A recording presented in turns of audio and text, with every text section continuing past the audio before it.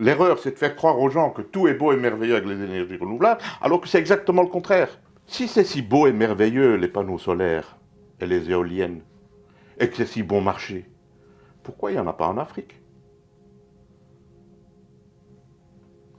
Parce que les Africains, s'ils doivent construire un panneau solaire ou une éolienne, ils doivent en même temps construire une centrale au gaz. C'est honteux de devoir dire aux gens mettez un pull Et et baissez votre thermostat. Parce que tout ça, c'est de notre faute. On ne devait jamais en arriver là. Avril 2009 a été publiée la directive 2009/28 sur les énergies renouvelables, obligeant la production d'énergie renouvelable. Donc ce serait l'Allemagne qui aurait imposé C'est ces 10% évident. de biocarburants. C'est évident. Vous pouvez me dire le nom d'une entreprise pétrolière allemande? Non. Non. Alors vous avez compris. Même l'Autriche a une compagnie pétrolière, même la Pologne, même l'Hongrie, Mais pas l'Allemagne. mais pas l'Allemagne. Et l'Allemagne veut dominer l'Europe. Elle veut dominer l'Europe. Et donc il fallait détruire le pétrole, bien entendu. Et comment? Avec les biocarburants et les renouvelables.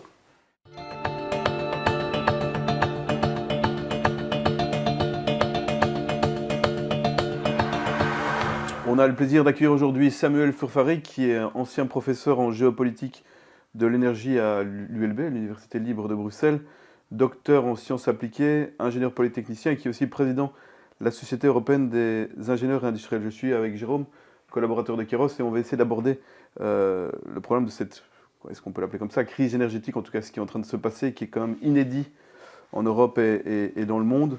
Alors, je préviens tout de suite les auditeurs, ceux qui nous écoutent, que l'idée n'est pas d'être d'accord avec tout ce que nous dira M. Furfari, mais d'essayer de créer du débat et essayer de comprendre ce qui se passe. Donc d'autres invités suivront, peut-être qu'on recevra encore M. Furfari plus tard. Mais voilà, aujourd'hui, on le reçoit. Bonjour, M. Furfari. Bonjour. En quoi votre expertise, votre cursus peut nous aider à comprendre ce qui se passe actuellement et peut nous aider à nous donner une vue d'ensemble sur la crise énergétique actuelle et en quoi votre expertise est pertinente? Mon expertise n'est pas originale. Il y a tellement de personnes qui travaillent dans le domaine de l'énergie et qui ont eu le parcours que j'ai eu. Ce que je peux dire, c'est que grâce à mes études d'ingénieur et grâce à mon doctorat, je crois que posséder les connaissances scientifiques et technologiques nécessaires à comprendre la question énergétique. Aujourd'hui, beaucoup de personnes se permettent de parler d'énergie comme si elles étaient compétentes, tout simplement parce que c'est un sujet à la mode. Je remarque que personne ne se met à discuter sur comment on fait une opération au cerveau ou bien comment on fait des bypass dans le cœur. Là, on laisse les spécialistes en parler, mais dans le domaine de l'énergie, tout le monde est devenu spécialiste. Un peu comme avec les virus, hein, tout le monde est spécialiste virologue, ou bien tout le monde est climatologue. Voilà, c'est ça aujourd'hui le gros problème de notre société. Tout le monde est devenu spécialiste. Moi, j'ai travaillé 44 ans dans ce domaine et je crois que j'ai acquis des compétences parce que j'ai travaillé dans ce domaine. Et pendant mes 36 ans à la Commission européenne, j'ai développé énormément de politiques, y compris toutes les politiques vertes. On va peut-être en revenir là-dessus, mais j'étais responsable du développement de toutes les politiques qu'on appelle aujourd'hui vertes. Renouvelable. Hein. Oui, renouvelables et efficacité énergétique et hydrogène. Donc voilà, je parle de ce que je connais et de ce que j'ai fait. Vous parlez des experts qu'on écoute, je veux dire, certains qui se disent virologues, en tout cas, il y en a certains qu'on écoute dans les médias et d'autres qui n'ont pas la voix au chapitre aussi, hein, c'est important de le dire, et c'est la même chose en termes de climat. Qu'est-ce que vous pensez, première question importante, du marché européen de l'électricité? Est-ce que vous pourriez expliquer au Kidam comment ça fonctionne? Et si c'est si complexe que ça? Alors, la première chose qu'il faut dire, parce que ça c'est quelque chose qui vraiment est désolant, la Commission n'a jamais libéralisé le marché de l'électricité. Vous ne trouverez pas ce mot dans les textes. La Commission a ouvert le marché de l'électricité, ce qui n'a rien à voir avec la libéralisation. Ouvrir le marché de l'électricité, ça veut dire qu'une entreprise dans n'importe quel pays État membre peut aller travailler ou vendre de l'électricité dans un autre État membre. Le capital reste toujours, comme avant, dans les mains de ceux qui l'avaient. La plus grande entreprise d'électricité au monde appartient au gouvernement français. La deuxième plus grande entreprise au monde appartient au gouvernement italien. Et donc, il ne s'agit pas de libéralisation. Parce que libéralisation, ça veut dire plus rien de l'État. C'est le contraire. D'ailleurs, c'est un des gros problèmes que nous avons en matière d'énergie. C'est que les États contrôlent tout le monde de l'électricité. Je vous ai parlé de la France, je vous ai parlé de l'Italie. La Belgique est gérée par Paris, puisque Engie appartient au gouvernement français. L'Espagne, Endesa, a été rachetée par Enel, l'entreprise italienne. En Pologne, en Slovaquie, en Tchéquie, vous faites tout le tour de l'Europe. Il y a peut-être un peu d'exceptions aux Pays-Bas, au Royaume-Uni, mais qui n'est plus dans l'Union européenne. Toutes les entreprises électriques appartiennent aux États. Et donc c'est choquant d'entendre les journalistes continuer à parler de libéralisation. C'est le contraire, il n'y a pas de libéralisation. Tout est contrôlé par les États. Alors, pourquoi il y a un problème aujourd'hui? Parce que pour pouvoir vendre de l'électricité dans le monde, dans toute l'Europe, il a fallu créer un mécanisme où le prix est le même partout. Mais le prix est le même partout, c'est pas vrai. Ça ne peut pas être vrai parce que le prix de production d'une électricité à partir du nucléaire ou bien à partir du gaz n'est pas le même. Or, on veut vendre tout au même prix. Et donc, on a inventé un mécanisme qui est, je vais essayer d'expliquer le plus simplement possible, que la dernière centrale qui sert à produire ce qu'il faut pour que tout le monde ait de l'électricité, À charbon, va fixer le prix. Gaz, ouais. La dernière, Ouais. la Bien toute sûr. dernière centrale fixe le prix. Je vais prendre un exemple pour vous illustrer ça avec autre chose plus terre à terre. Imaginez que vous devez faire de la soupe.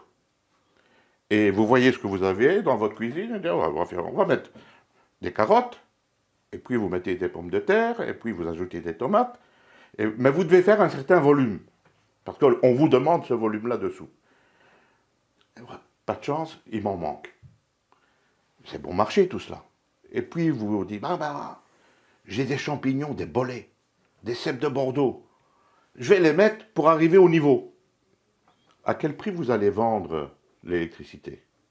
Au prix des carottes et des pommes de terre? Non. Vous le vendez au prix des bolets. Et donc ceux qui ont vendu l'électricité bon marché, c'est-à-dire les renouvelables et le nucléaire, sont gagnants. gagnent énormément puisqu'on vend tout au même prix. Le bolet, c'est l'équivalent du gaz. Mais ce choix est arbitraire, parce que vous parlez du dernier. Le dernier, c'est toujours le gaz. Pourquoi? Ouais, c'est Ou le ça. charbon, ça peut être les deux. Oui, mais oui, ça peut être les deux, mais c'est surtout le gaz. Pourquoi on appelle ça le dernier? C'est ça que... Alors, Parce que c'est celui qui coûte le plus cher. je vais vous expliquer. C'est compliqué, mais vous allez comprendre. Quand vous ouvrez la porte de votre frigo, immédiatement, pas dans une demi-seconde, hein, mais au même moment, une centrale électrique réagit. Vous allumez ce spot, au même moment, une centrale électrique réagit. Parce qu'il faut toujours qu'il y ait équilibre entre la production La consommation. et la consommation. L'électricité ne se stocke pas. L'électricité disparaît au moment où vous la produisez. C'est comme ça. Et donc, quand on demande de l'électricité, il y a des choses qui demeurent tout le temps. Il y a ce qu'on appelle la base. Il y a une consommation constante, même pendant la nuit. On consomme toujours la même chose. Ça se fait avec ce qu'on appelle des centrales de base. Par exemple, des centrales nucléaires, elles fonctionnent tout le temps. C'est les premières, disons. Dans Les premières, Voilà. parce qu'elles sont stables. Ok. Et puis, au fur et à mesure de la journée, quand on se lève le matin, on commence à mettre le percolateur, etc. On commence à consommer de l'électricité. Et à ce moment-là, en consommant de l'électricité, on vient rajouter des centrales. Et on rajoute des centrales au fur et à mesure. Et parfois, la toute dernière centrale, ça peut être une turbine qui fonctionne au mazout. Vous imaginez, là, pendant quelques minutes. Mais ça peut exister. que pendant quelques minutes, on est obligé de faire fonctionner une centrale au fioul. Et donc, tout ça se gère de manière très intelligente par ce qu'on appelle les ingénieurs de réseau, depuis toujours. Mais en 2009, la directive que j'ai écrite, on a obligé de mettre en priorité le renouvelable.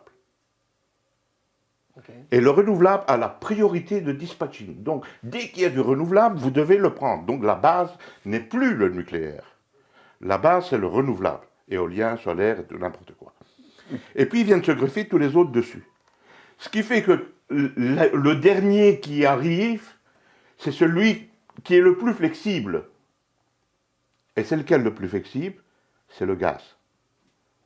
C'est le gaz qui est flexible, parce que le gaz, c'est comme votre voiture, hein, l'accélérateur. Vous appuyez, oh, ça s'arrête immédiatement.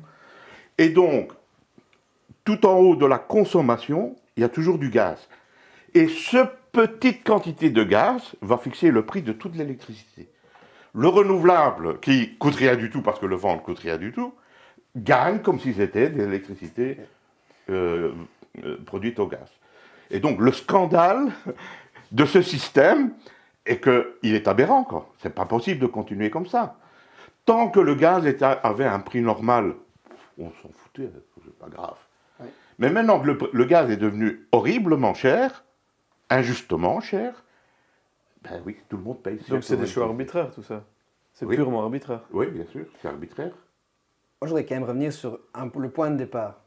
La libéralisation du marché. Au départ, cette libéralisation, elle a été voulue pourquoi? C'était pour qu'il y ait une sécurité d'approvisionnement et que Non, le non, consommateur puisse choisir non. ou payer moins cher. Quel était le Non, but? non, c'est une question de principe. C'est Jacques Delors qui a voulu ça. Ok. Vous vous souvenez peut-être du marché unique de 92. Hein, c'était Europe 92. Il fallait créer un marché unique. C'est-à-dire qu'il fallait permettre aux services, aux capitaux, de voyager dans toute l'Europe. C'était bloqué au niveau de l'électricité. On avait dit, mais pourquoi l'électricité ne peut pas fonctionner librement? Les techniciens ont expliqué, mais non, ça ne marchera pas, parce que vous avez un problème d'adéquation entre la demande et la production. Et donc, des compagnies électriques, qui appartenaient aux États, n'ont pas accepté. Il a fallu aller à la Cour de justice. Et la Cour de justice a décrété que l'électricité, c'est un bien comme les autres, et il doit pouvoir circuler librement dans le marché européen.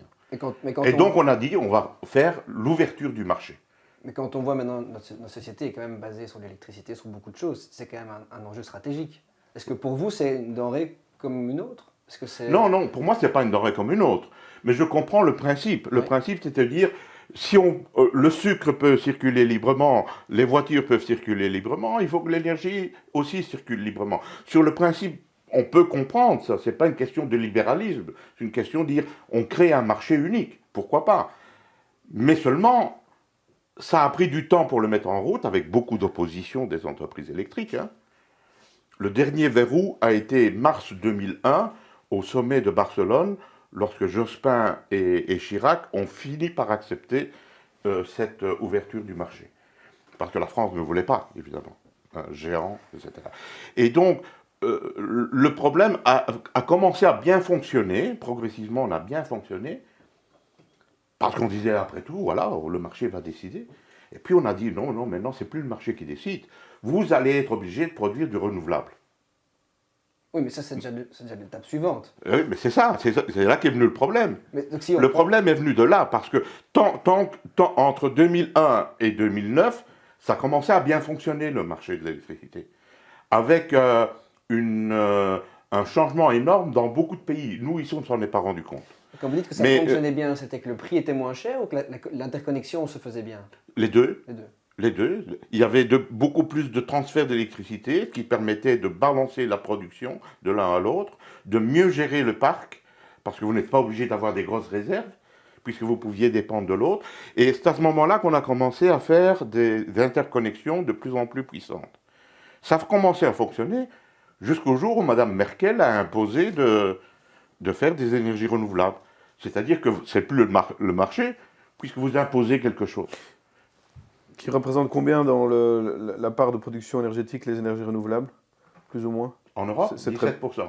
17%. De l'électricité, hein. Ouais, et donc, en fin de compte, ce que vous expliquez par rapport au dernier prix fixé, ça pousse énormément les producteurs, je veux dire, d'énergie à faire du renouvelable. C'est ce qui explique sans doute qu'on voit énormément d'éoliennes dans les champs de plus en plus, ou pas du tout? Non, ça n'a rien à voir avec Parce que avec ce que j'ai expliqué. ils gagnent énormément. Non, mais ça c'est nouveau. Ça c'est nouveau, c'est depuis quelques mois. C'est pas parce que maintenant il y a ce mécanisme qu'on construit plus de centrales. Non, il y a une obligation de l'Europe depuis 2009, avril 2009, il y a une obligation de produire de l'électricité renouvelable. C'est obligé. Il y a un pourcentage défini.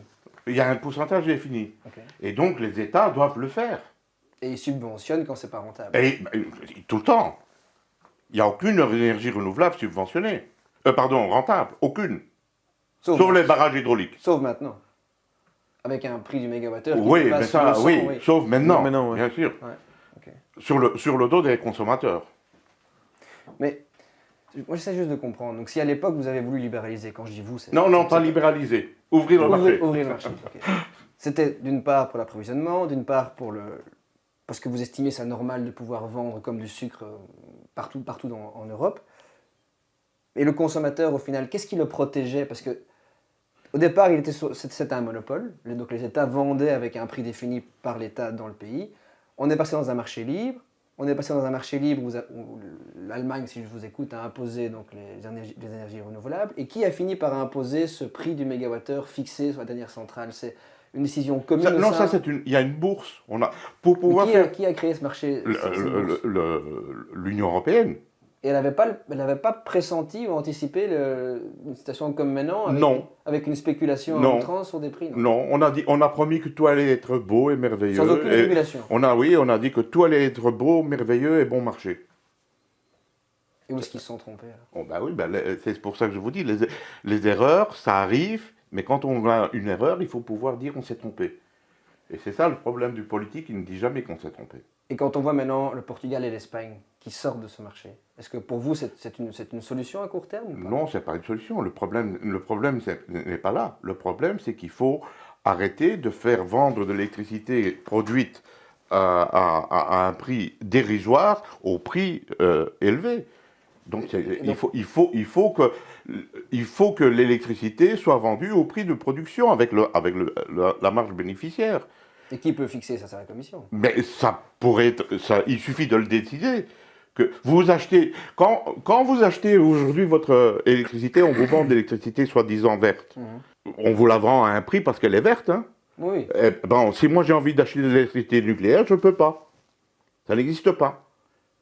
Alors qu'on est bien d'accord que le jour où on dit vous voulez acheter de l'électricité, vous pouvez acheter de l'électricité nucléaire, croyez-moi, les gens vont se ruer pour acheter de l'électricité nucléaire parce qu'elle est moins chère. Oui, dans la situation actuelle, parce que les gens sont... Mais tout le temps, le nucléaire sera tout le temps moins cher. Mais il y a quand même des gens qui aiment justement acheter pour eux c'est une forme d'écologisme où ils disent voilà, je vais acheter, je vais souscrire un contrat vert parce que je me soucie de la planète. Exactement, et donc chacun peut faire ce qu'il veut. Ouais. Donc, moi j'ai la possibilité d'acheter de l'électricité verte, mais je n'ai pas la possibilité d'acheter de l'électricité autre. Et ça, c'est injuste. Donc, c'est pas un marché. On m'oblige d'acheter de l'électricité au prix global ou bien de l'électricité verte. Oui, mais au final, ça ne change rien, puisque le prix est fixé. Mais non, il faut que le prix ne doit pas être fixé. Oui, mais comment est-ce qu'on dérégule ça? Voilà, justement. Mais il y a moyen de le faire. On sait très bien combien coûte la production d'électricité nucléaire. Et puis, si on fait un marché, moi je suis une société qui vend de l'électricité au charbon, pour varier les plaisirs. Je sais combien elle me coûte, et je dis, moi je la vends à tel prix. C'est ce qui se passe d'ailleurs sur le prix de gros. Mais justement, quand quelqu'un achète le prix de gros de l'électricité, il le paye au prix coûtant. C'est nous, les consommateurs, qui le payons au prix maximum. Mais les distributeurs le payent au prix coûtant. Oui, mais les prix ont augmenté sur le marché du gros actuellement quand même. Oui, mais ça, je veux dire, un pays ne maîtrise pas le marché du gros, pour que ça soit clair. Le marché, ce que j'essaie de vous expliquer, c'est le système en général et pas la crise actuelle. La crise actuelle, c'est autre chose. Mais en général, on a créé un marché qui doit fonctionner tous le même prix. Et ça Tous va le pas. même prix, en sachant qu'il y a des spéculations qui sont quand même faites pays par pays. Pays par pays, entreprise par entreprise, oui, bien entendu. Si on suit le rapport de la CREG, la Commission de régulation de l'électricité et du gaz, les prix d'électricité avaient déjà commencé à augmenter depuis 2018, alors que tous les gens pensent, je crois, hein, que tous les gens croient que c'est uniquement maintenant. Mais comment on peut expliquer que depuis 2018 déjà ça va augmenter, ou est-ce que vous êtes d'accord avec ça ou Non, je ou ne suis pas pas du tout? d'accord. Je l'ai écrit dans un livre de 2014. Cherchez mon livre, publié par l'Harmattan, La vie sans énergie moderne.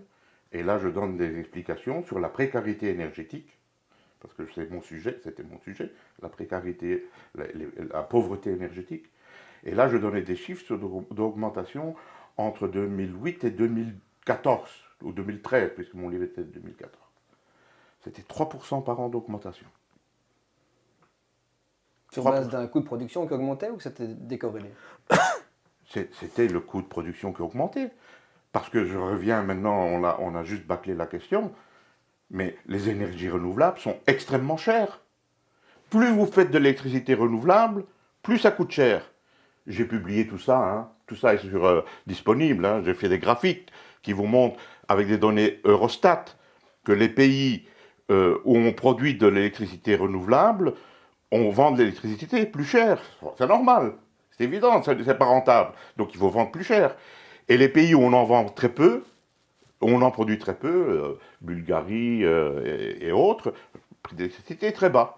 Donc il y a une corrélation nette entre la production d'électricité renouvelable et le prix de l'électricité. Et c'est pour ça que le prix a augmenté. Ça n'a rien à voir avec M. Poutine.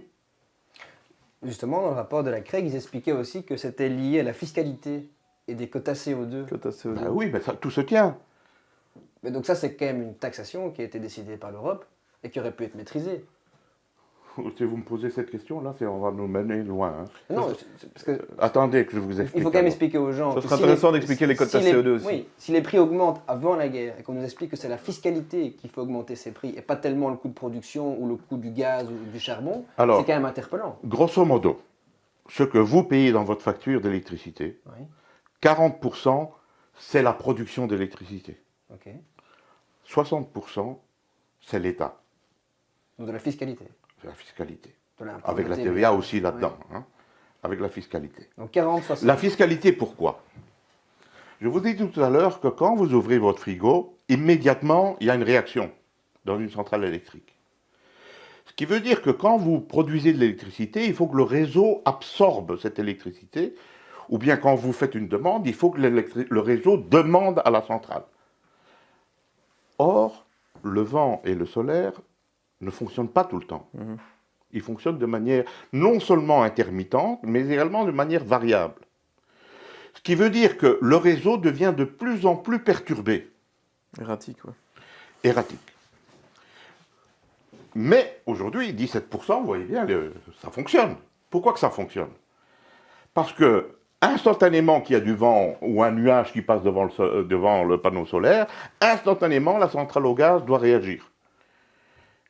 Mais la centrale au gaz, quand elle a été construite il y a 20 ans, elle avait été construite pour fonctionner 8000 heures par an, de manière continue. Maintenant, elle fait stop and go, stop and go, stop and go. Perte de rendement, perte de rentabilité pour l'entreprise, tout ça, ça se paye. Hein. Et si- donc, ça se retrouve dans votre facture. La perturbation qu'induisent les énergies renouvelables, vous la payez dans votre facture. Et c'est pour ça que je vous dis que plus on fait des énergies renouvelables, plus ça augmente. Ça n'a rien à voir avec le CO2, on va y arriver au CO2. Et donc, le problème, c'est de faire croire l'erreur, c'est de faire croire aux gens que tout est beau et merveilleux avec les énergies renouvelables, alors que c'est exactement le contraire. Mais est-ce que vous pensez... Elles ne sont construites que parce qu'il y a des subventions et une obligation. Oui. Et ensuite, on paye la perturbation au réseau électrique. Donc c'est un problème de conception de réseau, si je vous entends. C'est qu'on a voulu greffer du renouvelable sur des réseaux qui n'étaient pas prévus pour au départ. Ou c'est juste... Non, c'est parce qu'on impose quelque chose qui n'a pas de sens. Ok. C'est ça le problème. C'est pas le réseau. D'ailleurs, je vais répondre à votre question indirectement. Si c'est si beau et merveilleux les panneaux solaires et les éoliennes, et que c'est si bon marché, pourquoi il n'y en a pas en Afrique? Parce que les Africains, s'ils doivent construire un panneau solaire ou une éolienne, ils doivent en même temps construire une centrale au gaz. J'ai oublié de vous dire, en moyenne en Europe, une éolienne produit 23% de son temps. Un panneau solaire, 11% du temps. Ce qui veut dire que pour les éoliennes, il faut prévoir le backup, hein, le remplacement, pendant 77% du temps.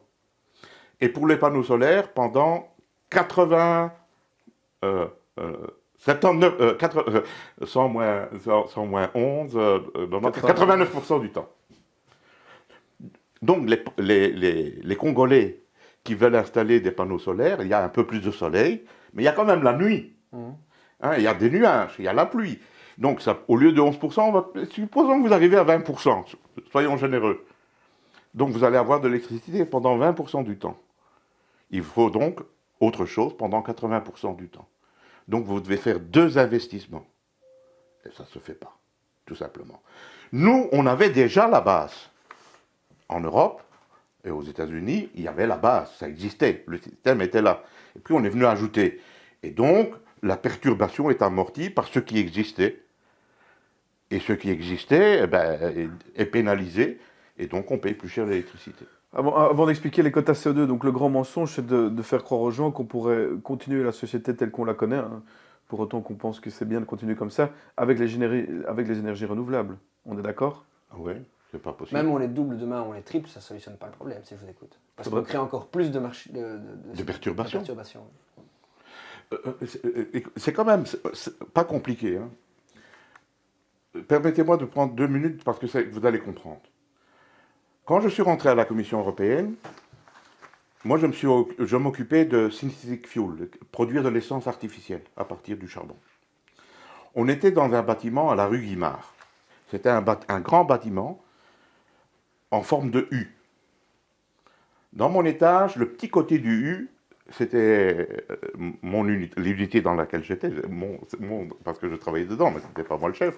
On s'occupait de charbon, carboxyde synthétique et autres. Les 2 autres grands couloirs, un s'occupait d'énergie renouvelable et l'autre d'économie d'énergie. Monsieur Zito s'occupait des économies d'énergie, monsieur Elias Müller, le chef d'unité, s'occupait des énergies renouvelables. 1982. Ils étaient déjà là depuis 2-3 ans. En arrivant en 2000, on s'est aperçu qu'on avait développé toutes les technologies qui n'existaient pas avant la crise pétrolière. Donc on a mis au point les panneaux solaires, les éoliennes, l'isolation des bâtiments, travail fantastique. Technologie, c'était de la technologie. 1997, 16 décembre 1997, Kyoto. À ce moment-là, je m'occupais de Kyoto, j'ai négocié Kyoto. Et décembre 97, décembre 99, arrive la nouvelle commission avec M. Prodi. Et là, je passe les noms des gens, ça n'a pas d'importance, on dit, maintenant qu'on a Kyoto, on est obligé de faire des énergies renouvelables. On a les technologies. Là, on les a développées. C'est l'Europe qui a développé toutes ces technologies. Qu'est-ce qu'on doit faire? On va faire des directives pour obliger la production d'énergie renouvelable. Et donc, la Commission a proposé une directive en 2001 pour la promotion des énergies renouvelables, avec une obligation volontaire. Parce que les entreprises disaient, mais qu'est-ce que c'est cette histoire? Un truc obligatoire sur les énergies renouvelables, ça n'a pas de sens. Obligation volontaire. Oui, c'est ça. Oui, vous avez bien compris. Okay. Hein? Madame Merkel, en 2006, voyant que ça ne changeait rien, c'était pas obligatoire, Madame Merkel, puis je peux vous expliquer pourquoi, un autre jour, demande à M. Barroso une roadmap sur les énergies renouvelables. J'étais à l'époque le chef des énergies renouvelables. Donc je vous parle de ce que j'ai connu. Hein. et on fait une directive, on prépare une directive,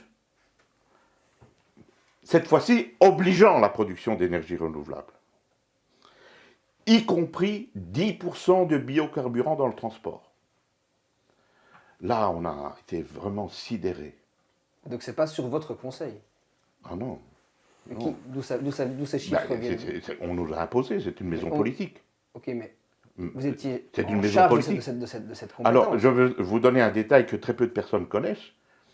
Euh, quand on nous a dit qu'il fallait faire 10% de biocarburants, on a dit mais c'est pas possible, c'est très mauvais pour l'environnement cette histoire.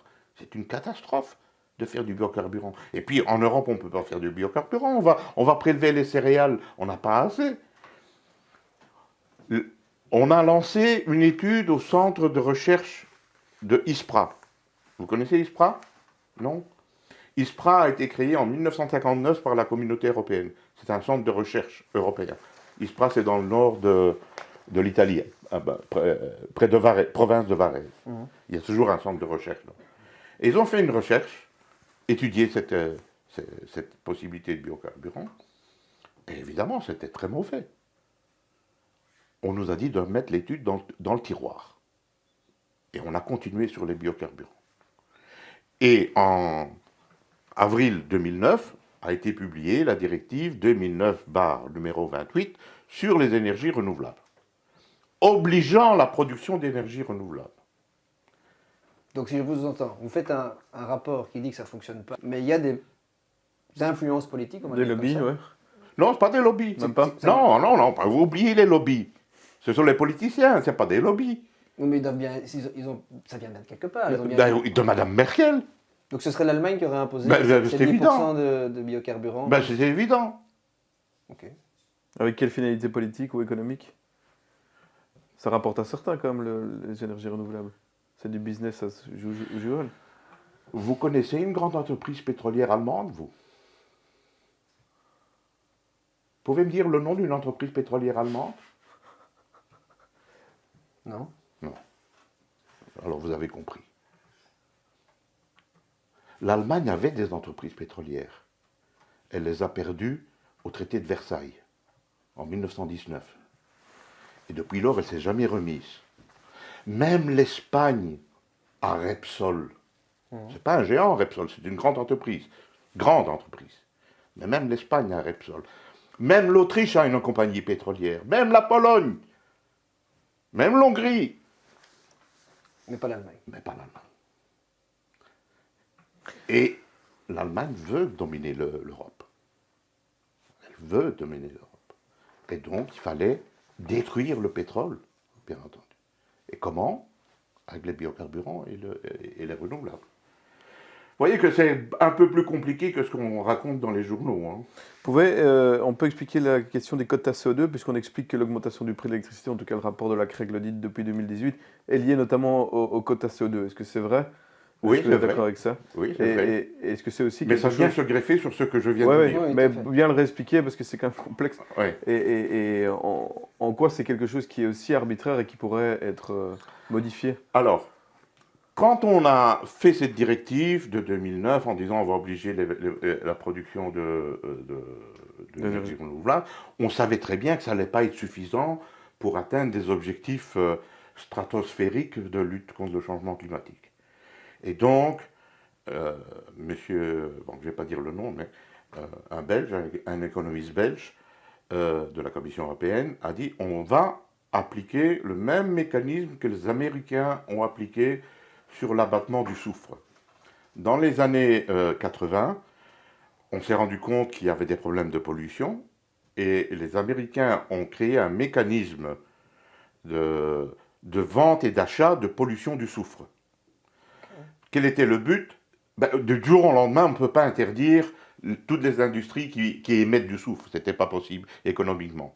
Mais il fallait que progressivement, cette pollution coûte de plus en plus cher pour l'éliminer complètement.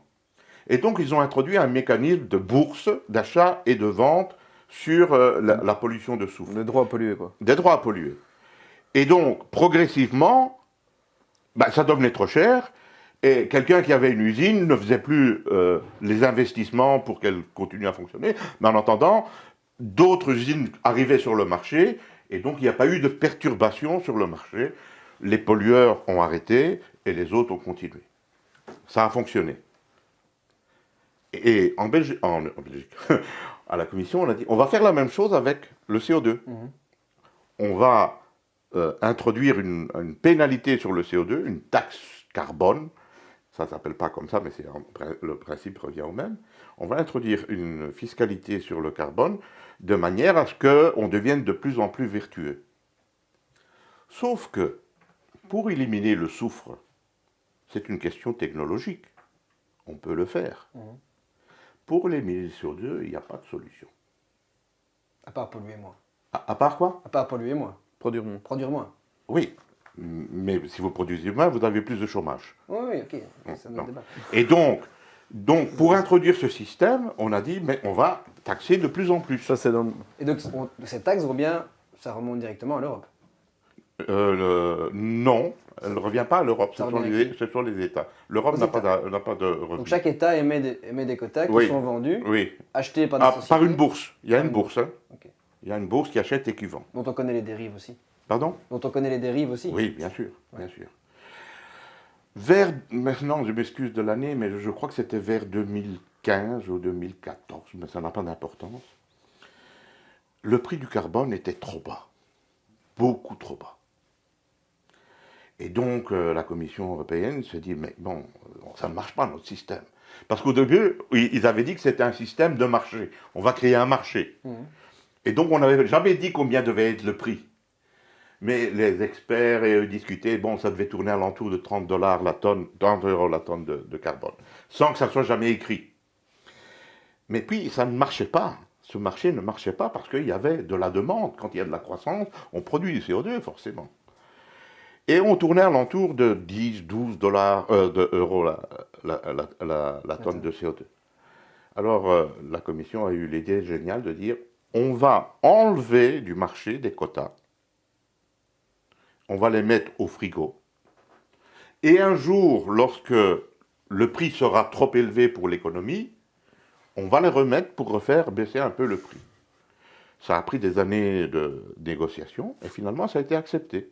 Donc on a enlevé des quotas, puisque tout ça est artificiel, hein, il n'y a rien de matériel là-dedans, tout ça est virtuel. Hein. On a enlevé des quotas avec la promesse qu'un jour, quand les prix seront élevés, on va les remettre. Plus élevés que maintenant. Donc là, ils sont toujours au frigo, si je vous suis. Bien sûr. Donc il faut ouvrir le frigo, alors. Personne n'en parle. Personne n'en parle. Parce que si on en parle, de nouveau, ça montre que tout ça est manipulé.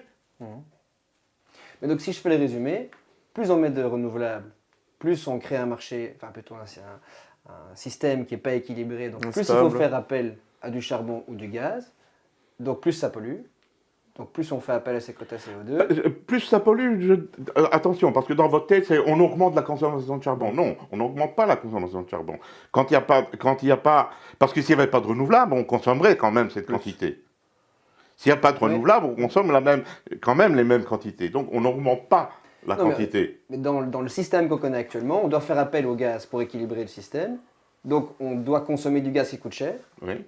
Qui demande des quotas CO2. Oui. Donc on est dans un système maintenant où ça ne peut faire que coûter plus cher. Oui. Alors que si je vous entends, on pourrait prendre ces fameux quotas qui sont au frigo. Oui, c'est pas suffisant, hein, pour faire chuter les prix. C'est loin d'être suffisant. Non, mais ça pourrait limiter. Mais ça serait au moins honnête. De le dire. Au moins honnête de le faire. De le faire et de le dire. Oui, et sans évoquer aussi le grand mensonge des énergies renouvelables, qui sont aussi l'extraction minière. Et c'est un ingénieur chimiste qui le dit que on ne pourra jamais développer les énergies renouvelables comme on veut, puisque les terres rares deviennent de plus en plus rares, elles portent bien leur nom. Et donc il y a aussi un grand mensonge là derrière. L'extraction minière, notamment en Chine, elle n'est pas infinie, et l'énergie que ça prend, mais là on en revient aux fossiles, pour extraire un minimum de cobalt, de cadmium, même de cuivre, demande des énergies énormes. On est aussi dans quelque chose qui... Le serpent se mord la queue. Vous ne pouvez pas développer les énergies renouvelables sans énergie fossile. Comme vous venez de le dire, tous ces minéraux qu'on a besoin, tous ces matériaux, ces nouveaux métaux, ont besoin d'énergie fossile pour être produits. Et donc c'est paradoxal, mais plus vous voulez construire des éoliennes, plus il vous faut de l'énergie fossile. Mhm. C'est pour ça que les énergies fossiles augmentent plus que les énergies renouvelables. Après, on va y revenir, si vous voulez bien.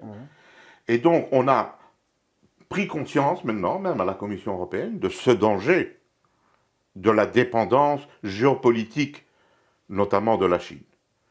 Et vous allez trouver des beaux rapports de la Commission européenne qui disent attention, là, qu'est-ce qu'on est en train de faire avec toutes ces énergies renouvelables. Mais bon, Faut-il encore qu'on en tienne compte de Oui. ce beau rapport? voilà.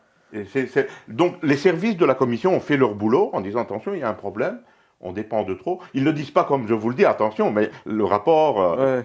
c'est écrit, évidemment, que c'est un gros problème d'approvisionnement de ces matériaux, bien entendu. Mhm.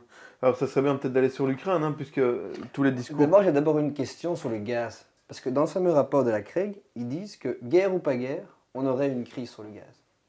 C'est ce qui était mis dans le rapport, qui était expliqué de différentes manières. Il y avait la reprise post-Covid en Asie, un problème d'acheminement du gaz, où il parlait déjà d'un sous-dimensionnement donc des pipelines, que ce soit Nord Stream ou ceux qui parlent par l'Ukraine. Il y avait aussi une chose qui m'a semblé étrange, c'est que, d'après ce rapport, l'Europe avait des stocks quand même bien remplis en 2020 et aurait vendu ses stocks lors de la reprise du marché asiatique, à un tel point que lorsque la guerre Russie-Ukraine a été déclenchée en février, on n'aurait été qu'à 30% des stocks. Alors, c'est quelque chose qui vous parle, ça, ou pas? oui, oui. Quand vous dites l'Europe a vendu, c'est pas vrai. Non, c'est pas le oui. Ce sont des entreprises. Oui, Hein. oui. Ce sont des entreprises qui ont fait ça. Européennes, on va dire ça comme ça. Alors, que s'est-il passé? En 2014, 28 mai 2014, la Commission européenne publie, j'ai contribué à ce rapport, une étude sur la sécurité d'approvisionnement énergétique. 282 pages, où on expliquait ce qu'il fallait faire. Et qu'est-ce qu'il fallait faire? Il fallait limiter l'importation du gaz russe, diversifier les approvisionnements, et il fallait faire des investissements dans les infrastructures. Qu'est-ce qu'on a fait? Exactement le contraire. Pourquoi? Parce que l'accord de Paris est arrivé en 2015. Je vous parle de 28 mai 2014. L'accord de Paris dit il faut tout arrêter, et donc on arrête tout. À partir de ce moment-là, le prix du gaz a commencé à, augmenter, puisqu'on a dit on arrête les infrastructures. Et en arrêtant les infrastructures, le marché du gaz s'est continué à se développer en Asie. Quand vous dites arrêter les infrastructures, c'est quoi? C'est la prospection, l'acheminement? Non, ça, on n'en parle même pas. C'est Prospection. l'exploitation. La prospection, c'est interdit en Europe. Ok, mais qu'est-ce qui a été limité alors? Les investissements dans les terminaux. Dans les terminaux, ok. Et pourquoi limiter l'importation de gaz russe était conseillé à l'époque? Parce que c'était pas bon de dépendre trop de la Russie. Mais on aurait pu aller le chercher où à la place? Ce sont des Dans les infrastructures par bateau. Ok, donc il fallait. Je résume parce que je crois que vous Ça, avez... c'est le gaz naturel liquéfié, ça, par Oui, bateau, oui. qui pollue énormément, Pardon? qui pollue beaucoup plus. Énormément, qu'est-ce que ça veut dire? Mais il y a des chiffres qui disent que c'est quand même 2 fois plus polluant du GNL Le que du ennemi, gaz russe, par Mais exemple. non, c'est jamais vrai. Avec C'est le même gaz. Oui, mais c'est le même gaz, mais qu'il faut liquéfier. Et puis après qu'il faut. Mais c'est pour ça qu'il coûte un peu plus cher. Oui, mais il faut l'amener par bateau aussi. Oui, ben oui, il coûte un peu plus cher. Parce qu'il faut le liquéfier, le transporter par bateau. Tandis que le pipeline, il existe depuis 40 ans. Oui, mais donc il y a Le pipeline est amorti depuis 40 ans. Il y a 40 ans qu'on importe du gaz de Russie, hein. C'est pas nouveau. Oui, oui. Hein. Et donc, maintenant j'ai perdu le fil de l'idée. Mais la question était de savoir si le GNL était beaucoup Non, plus non, mais ça, polluant. avant ça, avant ça. c'est vous qui avez dit qu'il était polluant. Je Non, voulais dire autre chose. Donc, la Sur les première- infrastructures. Oui. Ouais, les Pourquoi voilà. est-ce qu'on devait moins dépendre de la Russie? Voilà. Si oui, où est-ce qu'on devait aller chercher Alors, l'approvisionnement? En 2014, 28 mai 2014, la Commission européenne publie une étude en disant on ne doit pas trop dépendre de la Russie. C'est pas bon du point de vue géopolitique. Et, tenez-vous bien, on ne doit pas trop dépendre de l'Ukraine. Parce que c'est pas bon qu'on dépende uniquement de l'Ukraine. Il peut y avoir n'importe quel problème entre la Russie et l'Ukraine, et c'est nous qui allons payer les pots cassés. Et des États-Unis? Les États-Unis, ils sont tranquilles. Eux. Oui, mais on dépend. Ils ont tout ce qu'ils veulent. Non, mais, Bon. Non, non, ils ont tout ce qu'ils veulent. Implicitement, non, si mais on maintenant, a- on va dépendre des États-Unis. Oui, mais attendez, je suis Ouais. toujours à 2014. Ok. Donc en 2014, on dit, faut pas trop dépendre de la Russie et il faut surtout pas trop dépendre d'un tuyau qui passe par l'Ukraine.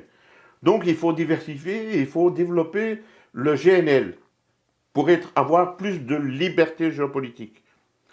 Et en même temps, on doit favoriser l'utilisation du gaz dans les transports. Parce que le gaz ne pollue pas comme les autres produits. Et donc on peut diversifier le pétrole par du gaz, notamment du GNL, parce que quand il arrive à Zeebrugge, il est déjà liquide, vous le mettez dans votre voiture, dans votre camion, et votre camion roule. On a fait tout ça. Et puis est arrivé l'accord de Paris, gaz terminé, hein, rien qu'au renouvelable. Voilà la situation dans laquelle on est. Donc la commission avait vu juste. Et puis on a dit non, maintenant on arrête tout. Oui, si on considère qu'elle voit juste en proposant d'arrêter les accords commerciaux de vente de gaz avec la Russie, mais moi là-dessus, je ne suis pas tout à fait d'accord, puisque maintenant on voit ce qui se passe avec l'Ukraine. On a une volonté derrière des États-Unis de nous vendre du gaz naturel liquéfié. Non, attendez, je n'ai pas dit qu'il fallait arrêter l'importation de Non, gaz pas russe. arrêter, mais Non, j'ai dit on ne peut pas trop dépendre d'un pays. J'ai pas dit qu'il faut mais bon, il y a la Norvège. La question n'a jamais été d'abandonner le gaz russe, jamais, ça n'a jamais été dit. C'est simplement qu'on ne peut pas trop dépendre d'un pays et encore moins du transit dans un pays. Ouais. Donc il faut ne pas mettre les œufs dans le même panier. Mais je vais juste terminer ma question. Donc je revenais sur ces facteurs de la crise du gaz et sur une question qui pour moi est primordiale. Quand on décide, quand les Européens décident d'un embargo sur le gaz russe, ils sont au courant que leurs stocks sont à 30%.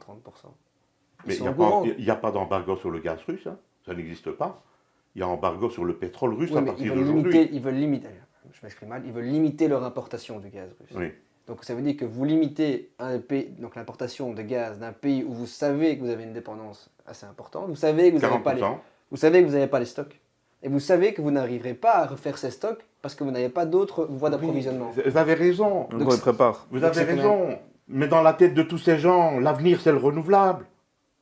J'y crois vraiment. Ben oui. Donc c'est une religion. C'est ça le problème. C'est pour ça que je vous explique. Je m'excuse, mais c'est pour ça que je prends de temps pour vous expliquer que jusqu'en 2014, on savait ce qu'il fallait faire pour ne pas avoir la situation d'aujourd'hui. Oui, mais les gens qui vous remplacent, ils ont quand même une expertise peut-être pas la même que la la vôtre. vôtre. C'est fini. Non, ok. Les gens qui ça c'est. Ce que je veux essayer de comprendre, c'est est-ce qu'ils ont pris cette décision en connaissance de cause, avec un plan, ou est-ce que c'est vraiment de la stupidité?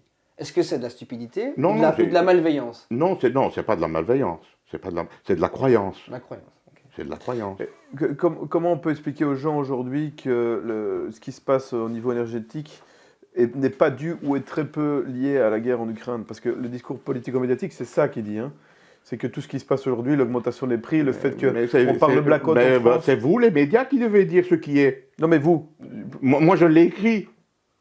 Moi, j'ai fait mon job, moi je l'ai écrit. Oui, mais leur redire simplement, ceux qui vont vous entendre, comment leur dire simplement je viens de vous le dire que les prix de l'électricité ont augmenté, et le gaz a augmenté de 3% avant 2014, et le gaz c'était de 2%. Poutine n'a rien à voir là-dedans.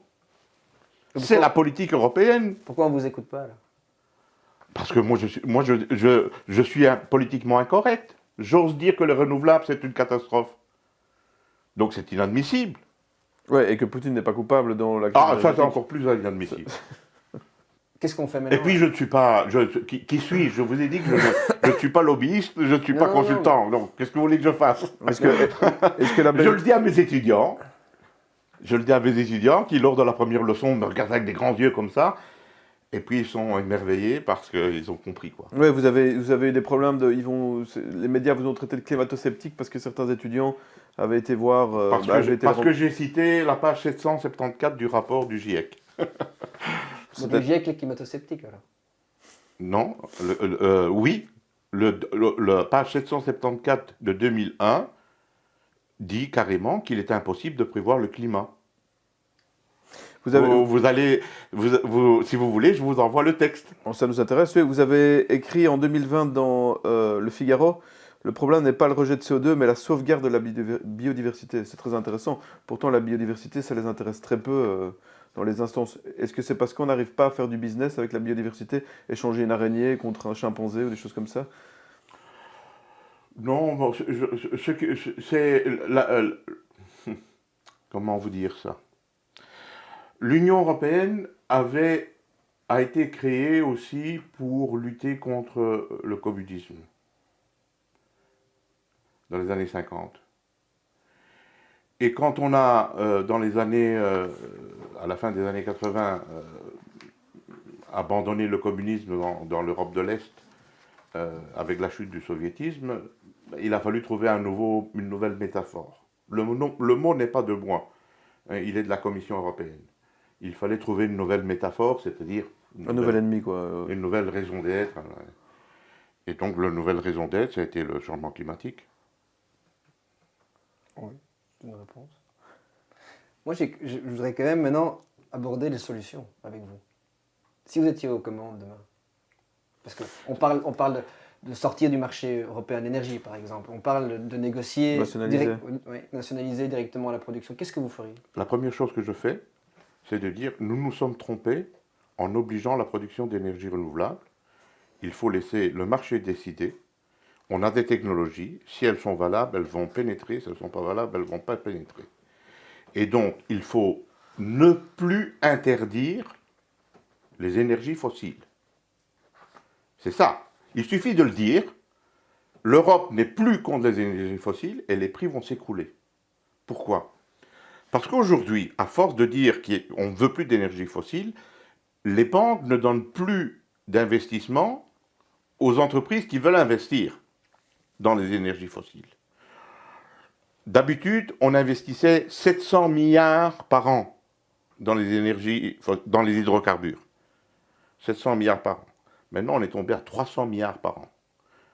En anticipation de l'interdiction en Europe des hydrocarbures. Conclusion, on est au début de la crise. Il ne faut pas croire qu'on est à la fin.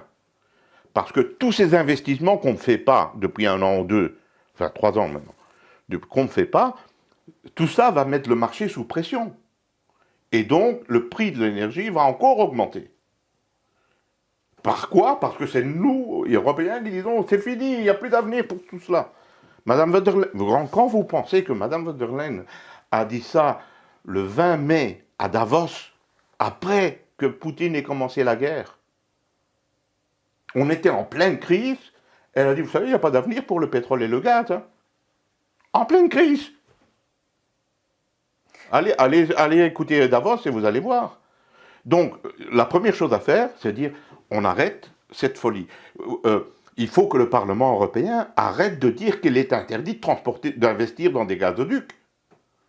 Mais est-ce qu'on peut continuer à investir dans les énergies fossiles et penser à un changement de société parce que bon, vous disiez que ça, moi je suis pas d'accord avec vous, hein, que si on arrête de produire, parce que d'ailleurs maintenant on produit énormément en Chine, hein, si on arrête de produire, on crée du chômage, mais on est quand même dans une société de surproduction. Oui, je vois journal antiproductiviste, donc évidemment, pour vous, vous êtes dans votre maison antiproductiviste.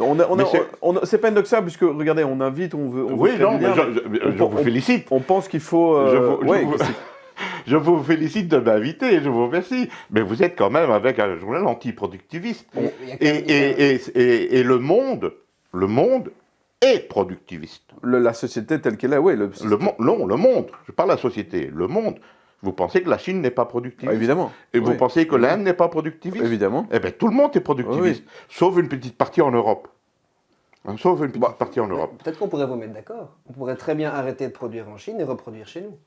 Parce que alors là, ça irait dans les deux sens. Ce serait écologiquement plus raisonnable. Oui. Il faudrait donner du travail aux gens qui en ont besoin ici. Il faudrait définir ce qu'on produit. On peut définir ce qu'on produit, mais on s'est trompé avec la Chine. Il faut relocaliser. Ça va dans les deux sens. On s'est trompé avec la Chine. Le marché peut s'adapter. Mais si on relocalise aussi nos déchets, on relocalise tout. Et là, à ce moment-là, on pense la société tout à fait autrement. Les déchets, ça se gère. Oui, évidemment, sauf dans une société à l'obsolescence programmée. Mais non, les déchets, ça se gère. Pour l'instant, vous connaissez la théorie de Kuznets?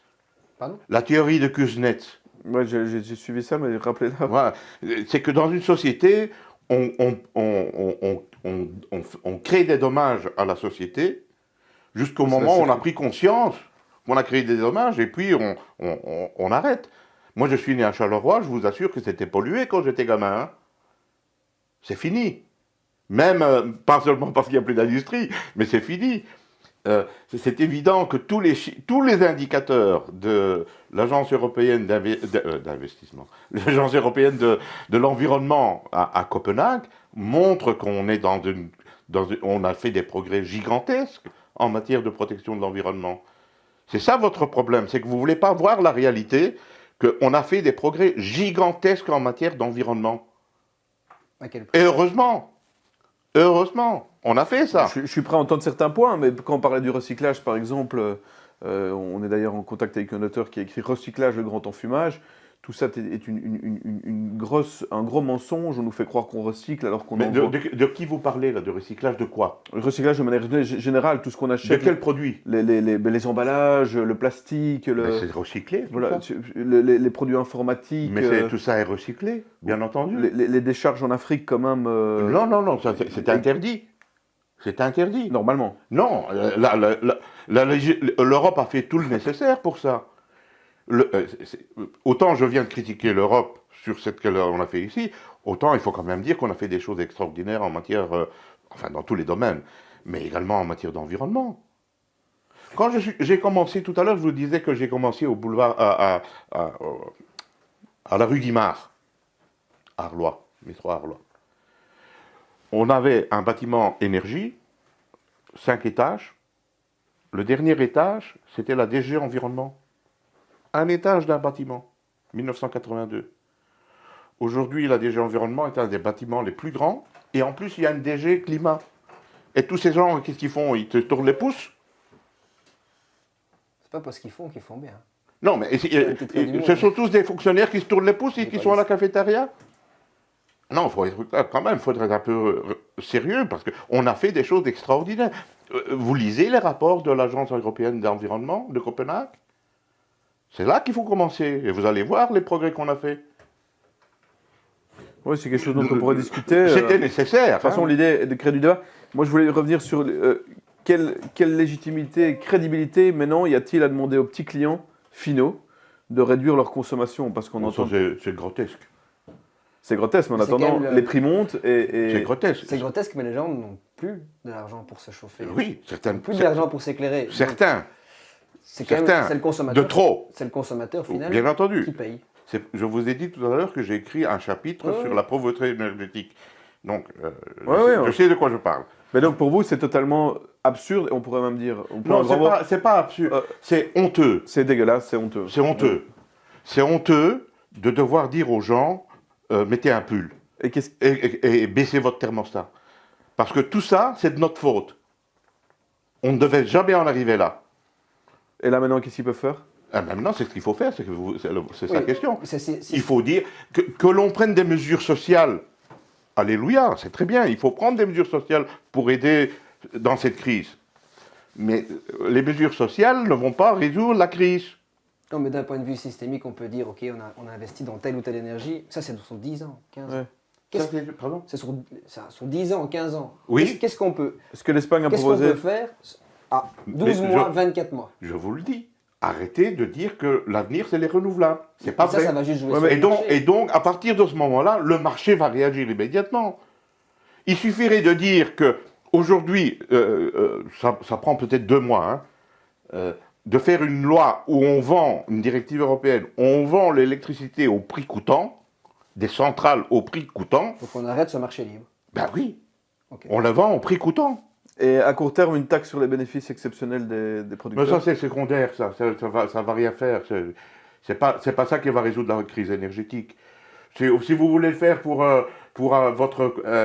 votre conscience, faites-le. Mais c'est pas ça qui va résoudre la crise énergétique. Non, à court terme, en tout La cas, crise énergétique, elle vient du fait qu'on associe aujourd'hui, dès qu'on parle d'énergie, on parle de pollution et de climat.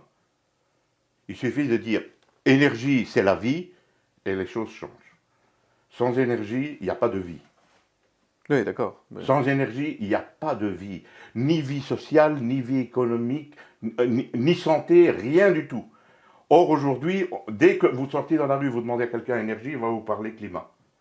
C'est là le problème, tout simplement. En Europe, hein, Ouais. ailleurs dans le monde, l'énergie, c'est indispensable pour la productivité. Oui, oui, d'accord, mais bon, on sait qu'il y a des villes en Chine où ils ne peuvent plus sortir tellement que c'est pollué. C'est pas vrai. Et- C'est pas vrai. Pourquoi c'est pollué? Pourquoi que c'est pollué? C'est le charbon en Chine. Pourquoi? Ouais. Pourquoi? Mais c'est une énergie. Non, pourquoi? Mais certaines industries qui polluent énormément, il y avait... Non, mais pourquoi est-ce pollué? Dites-le nous. Pourquoi? Parce qu'ils produisent pour nous. Parce qu'ils sont... Non, mais non, mais non. Faut pas répéter des choses comme des perroquets, Bah, ils excusez-moi. Ils produisent pour nous. Alors, la Chine est un pays continental. Il fait froid en hiver. Oui, Et jusqu'à présent, la Chine était un pays pauvre et il se chauffait comme on se chauffait à Charleroi, avec des poêles au charbon.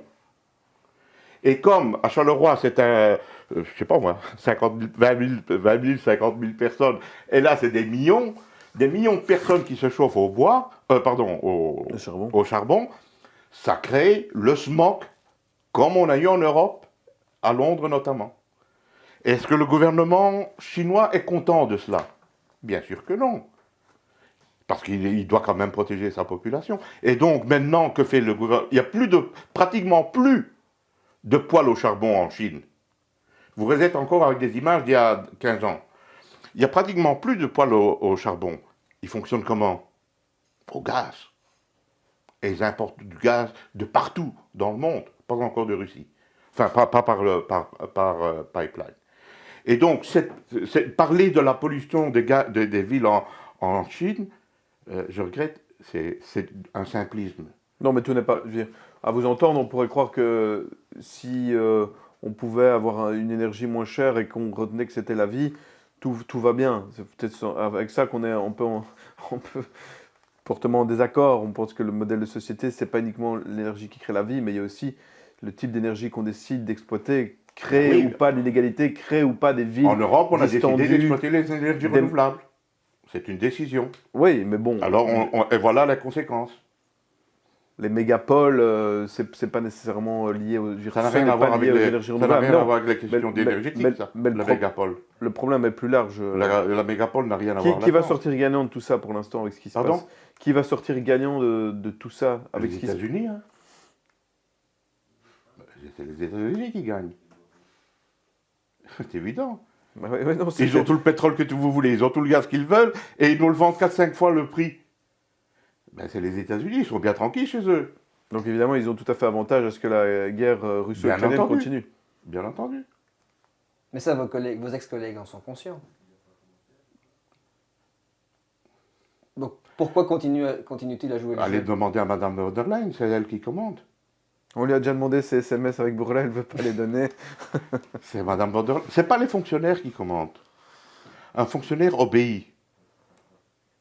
En anglais, un fonctionnaire, ça s'appelle official.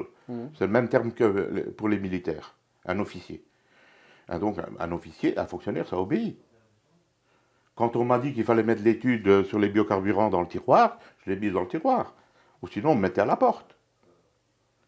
Et donc, un fonctionnaire, ça obéit. Mais donc ça veut dire qu'il y a plein de fonctionnaires comme vous qui ont plein de choses à dire et qui se taisent. Ben, bien sûr. C'est l'omerta de la peur de quoi? Ça- D'être décrédibilisé Mais pas seulement les fonctionnaires. Dans les entreprises privées, c'est la même chose. Oui, oui. Ok. Moi, je connais énormément de personnes qui pensent comme moi, mais qui ne peuvent pas parler. Est-ce que vous pensez qu'avec des médias libres, tout ça pourrait avoir lieu? Oui, hein, C'est- bien entendu. je dirais, avec des médias libres, est-ce que ce narratif, les mensonges auraient continué? Ou s'il y avait eu du débat, on aurait pu faire des vrais... Mais vous savez, je vous l'ai dit tout à l'heure, il y a des centaines et des centaines de personnes en Belgique qui pensent comme moi. Mais on m'a blackboulé dans tous les médias belges. C'est simple, voilà.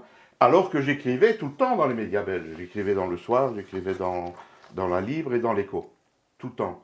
À partir du moment où j'ai commencé, que je suis parti à la retraite, quand je suis parti à la retraite, j'ai dit, bah, maintenant je vais dire ce que je pense. C'est fini, on m'a blackboulé. Mais c'est pas grave, moi je ne cherche pas ni la notoriété ni l'argent. Si on vous suit, ben, c'est plus de misère, les entreprises vont plus arriver à produire parce qu'elles ne sauront plus payer leurs factures. Donc ça veut dire que je pense que le constat que vous faites, ils le font aussi. Ou est-ce que vous pensez qu'ils restent dans une bulle où ils sont... Non, non, ils le savent, mais c'est l'Onesta. Mais regardez, si on est sur l'actualité, on sait que aujourd'hui, ils ont limité le prix du baril russe à 60 euros. C'est à partir du 5 décembre. D'un autre côté, on voit que l'OPEP est occupé à réduire sa production.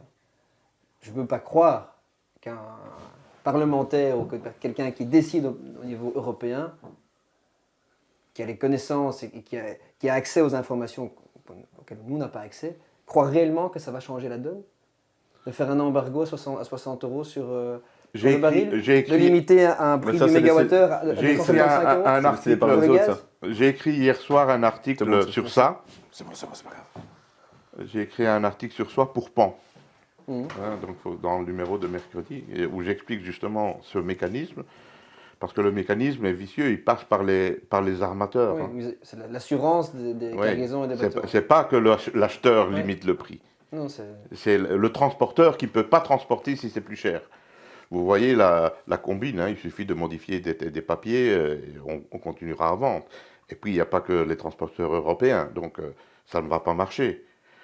Mais le coup de grâce va arriver le 5 février, pas le 5 décembre, lorsqu'on ne pourra plus importer du diesel de Russie. Là, ça va raffiné faire mal. directement. Il est raffiné directement en Russie, c'est ça que vous dites? Depuis 30 ans, on importe du diesel de Russie. On a voulu dieseliser le parc automobile, mais on n'a pas de diesel. Donc on importe du diesel de Russie, depuis des années. Et maintenant, on va interdire ça le 5 février. Et il y a des gens qui se chauffent avec du diesel. Hein. Oui. Alors ça va être terrible, le prix du mazout de chauffage en février. Votre vision de l'avenir est optimiste? Pour le monde, oui, pour l'Europe, non. Décadence de l'Europe? Décadence de l'Europe, oui, forcément. Sauf si on se ressaisit. Hein. On peut toujours se ressaisir. Hein. C'est possible qu'on se ressaisisse. Je répète, on n'était pas des idiots. On a dit ce qu'il fallait faire. On savait ce qu'il fallait faire. C'est l'idéologie de l'accord de Paris qui nous a mis dedans. Et notamment Madame von der Leyen, parce que bon, elle, c'est la championne. Hein. Et donc, vous avez déclaré sur notre média que l'Europe avait déjà décidé de faire des achats communs d'uranium, par exemple, dans Oui. les années 50, 60. Ça n'a jamais été mis en place. Et donc, on voit maintenant que ce qui est à la mode, c'est achat groupé de vaccins, achat groupé d'énergie. Est-ce que c'est pour vous une solution pour Ça l'Europe? ne se fera pas. Ça se fera pas. Qui va aller négocier? Mes collègues de la Commission vont aller au Qatar négocier des contrats. Il faut être sérieux, hein. Ils ne seront même pas reçus. Donc, est-ce qu'ils n'ont pas la crédibilité ou pas le pouvoir? Bah, ils n'ont ni la crédibilité, ni l'expertise. C'est pas leur métier. On n'est pas parvenu à le faire avec l'uranium. C'est pour ça que vous avez été trouver ma phrase. C'est dans le traité Euratom. Ouais. Dans le traité Euratom, c'est la Commission qui achète l'uranium. Ça n'a jamais été fait. Donc, si je vous suis, on est solidaire pour payer les pots cassés, mais jamais pour trouver des solutions. Ah, ça c'est très intéressant ce que vous dites là. J'ai fait un article en italien. Si vous lisez l'italien, je peux vous l'envoyer. Ou bien vous pouvez le traduire. J'ai fait un article pour un média énergie italien. Ri-Energia, un média renouvelable. Hein? Ri-Energia, renouvelable. Sur cette soi-disant solidarité. Ce sont des vagues bons, ça. Ça n'existe pas, la solidarité. C'est pas vrai, ça n'existe pas. Bah. Le vaccin, c'était tout à fait différent. Ça a été une crise qui a pris sur tout le monde par surprise. Il n'y avait pas de solution, rien du tout. Donc voilà, il a fallu faire quelque chose.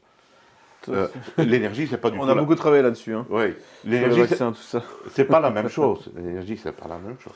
Non, mais c'est de se dire que on est toujours solidaire pour les plus gros, mais que eux négocient dans leur intérêt. On prend l'Allemagne, par exemple, négocie dans son intérêt. On prend la France, qui parfois Oui, négocie dans son exactement.